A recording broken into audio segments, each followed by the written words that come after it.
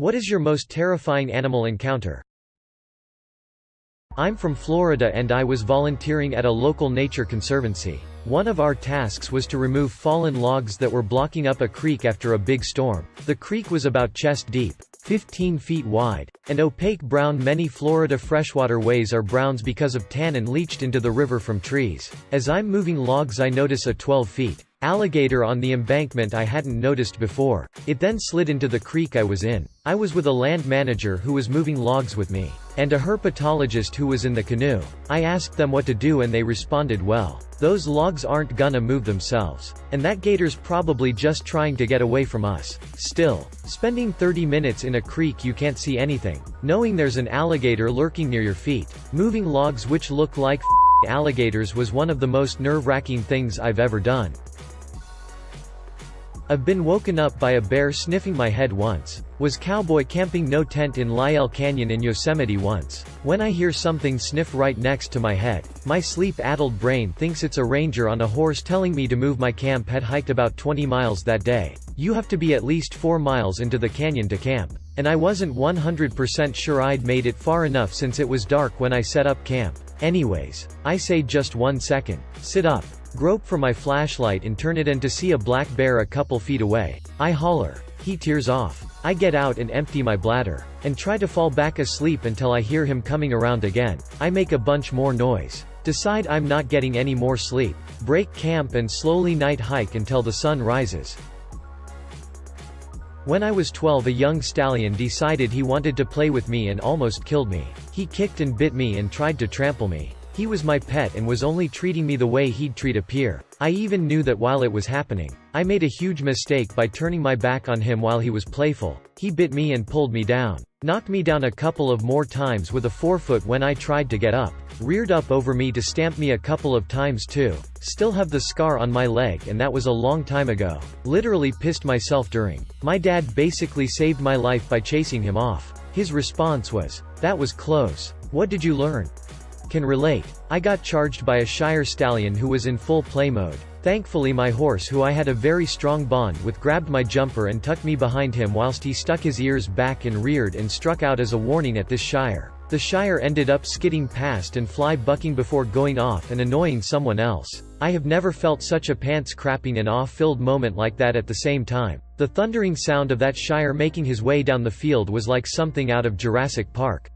Rode horses for the army. Most are riding draft crosses, but they had a few full-blooded Shires and Percheron at the time. When the Shires were feeling their oats, they'd pick you up as you held them by the halter and just trot with you dangling in the air. There was one who would toss soldiers in a stall as he went by. He'd just swing his head and launch them, then trot down to the stall he wanted to be in and munch hay. By far the funniest story was the guy getting chased by a Percheron named Bucky. Our brave soldier, we'll call him Dip, had finished with Bucky, and was letting him out to the paddock after currying him out. He turned to go, and Bucky, in the hopes of treats, started following Dip. Dip turns to see 17+ hands of horse trotting after him, and tries to scurry away. Bucky keeps up. Dip looks back and sees him rushing after him, and full-on sprints across the paddock, deathly afraid of this horse. Bucky, for his part, is now following Dip as close as he can, constantly looking back to see what the hell is chasing them. Good times.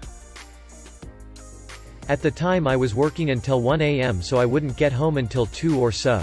I opened the door to the house and felt what I thought was a breeze come by my leg. I don't really pay attention. Walk over to my desk, put my keys down and turn the light on. Right when I do so, there are 2 possums in the act of mating in the middle of my kitchen. They screamed. I screamed and we began the 3-hour dance of getting them out of my house. I ended up trapping them in a dog cage and dumping them out in the middle of my backyard.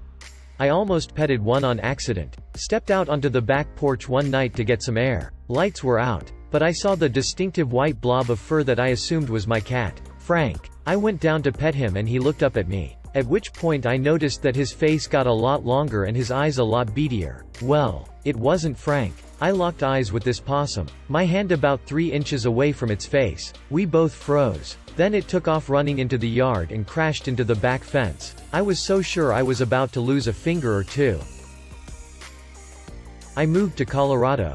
About a month in. One night I had gone to bed, and woke up on severe pain hours later. I felt nausea, throbbing pain around my abdomen, muscles and back ached. I turned on the lights, and I had in my sleep rolled over a black widow spider and crushed it to death, which at some point had bit me. Its carcass lay in my bed. I freaked out, called 911, and put it in a mason jar so they thought I wasn't crazy. I was brought to the hospital where they treated me with pain management medications. The venom continued to spread. Every muscle ached and felt as though my body was being crushed. It soon began to get hard to breathe and my blood pressure became irregular.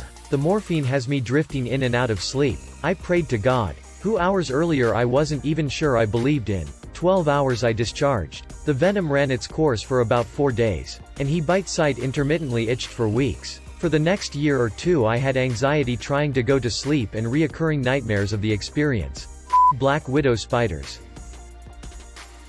When I was young, I went fishing with my dad and my best friend. We waded out through some deeper water to reach the shallow sandbar, where we fished for quite a while. The tide came in, and the water that had been just above my ankles was now above my waist. Suddenly a large shark, about 7 to 8 feet, crashed through a school of mullet only a few feet away from me. Dad saw it. My best friend saw it. And for a second we all three just kind of froze with our mouths hanging open, quietly, calmly. Dad told us to walk back to shore, splashing as little as possible. We did, but the tide had come in, and I wasn't as tall as the other two guys. The deeper water between the sandbar and shore reached their chests, but I could hardly keep my head above water while my feet barely bounced along the bottom, and I struggled to hold my fishing rod up out of the water. I was completely helpless. While we knew that a hungry shark was swimming somewhere in the area, it felt like a scene out of a nightmare, trying to run from an invisible monster. But my feet could barely touch the ground and I was hardly moving. I know and even knew in that moment that I had little chance of being eaten by a shark, especially one who is focused on fish. Still, if I ever were to be attacked, that was the moment, and I was utterly defenseless. A few years later, a man was killed just a few miles away when he jumped off his dock and into the path of a large bull shark that was chasing mullet. Once I tried to chase a possum off my lawn and it started chasing me back, so that was pretty startling. That or the time me and a buddy were camping a little outside town and could hear coyotes howling from what sounded like all around us. Coyotes always sound a lot closer than they are. They sound like they're all around you and really close, but in reality they are probably a good quarter-mile away. I was very drunk at a wedding on a large property in rural NSW. I like to wander and explore when I drink. I was alone and suddenly confronted with a wombat. Wombats are massive balls of muscle. Being the drunk idiot I was all like, "Ah, hello me wombat," and began to approach it. The wombat did not like this. It charged me. It was so fast. My heart stopped and I turned and ran as fast as I could. The little nearly caught me. I sprinted back to the wedding in fear for my life. Growing up, my grandma babysat me. She lived with my uncle. He had a Rottweiler, who was very friendly. One day, when I was 9 to 10, I decided I wanted to pretend to be a wrestler. I did this by putting white masking tape on my hands and arms. I ended up fighting stuffed animals and all that. When I got tired, I just grabbed some action figures and went to the carport, which had deer stands. This was where the Rottweiler also slept, so the dog was asleep when I got there. I started playing with the toys. A few minutes later I heard the dog stirring. I pay no mind to it. I then hear growling. I turn around and the dog is growling at me. I try to let her know it is me, but she is still growling. I then slowly back away and she lunges at me. Being the somewhat smart kid I was, I noticed immediately she was going for my arms. I rip off the masking tape, throw it at the dog, and run back into the house. Avoided that dog for days until I was asked to feed her. She was friendly again.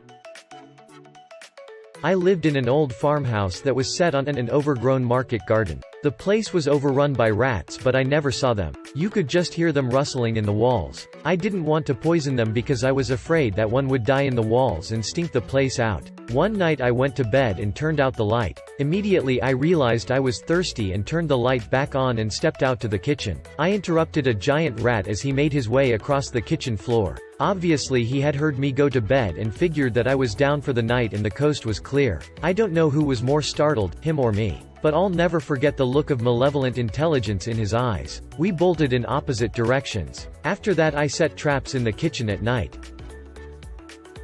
When I was just 5 years old, my neighbor had a Doberman who was usually very friendly dog. However, One day I go into his backyard to ride one of his bikes that he usually lets me ride. As I was exiting the backyard, the Doberman jumped on me and knocked me to my and pinned me down, staring me in the face, growling viciously. Eventually, when neighbor comes out of the house and yelled at him, "Damien, get back in here." I don't know if that dog ever wanted to really kill me or just scare me.